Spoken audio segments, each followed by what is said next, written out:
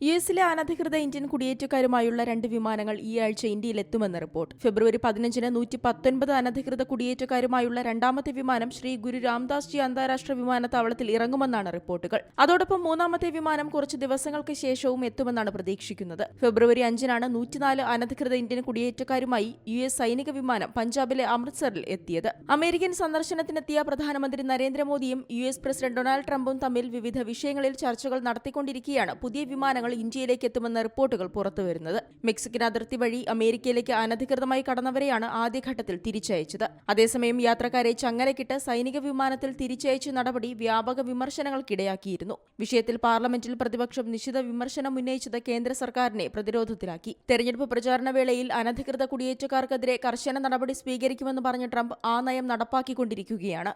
അമേരിക്കയിൽ ഏകദേശം 18,000 ഇന്ത്യക്കാർ രേഖകളില്ലാതെ താമസിക്കുന്നതായാണ് പുറത്തുവരുന്ന റിപ്പോർട്ടുകൾ പറയുന്നത്. International desk C Malayalam news. പുതിയ വാർത്തകളും വിശേഷങ്ങളും ഇനി വിരൽ തുമ്പിൽ. എല്ലാ ഡിജിറ്റൽ പ്ലാറ്റ്ഫോമുകളിലും ഇപ്പോൾ സി മലയാളം ന്യൂസ് ലഭ്യം.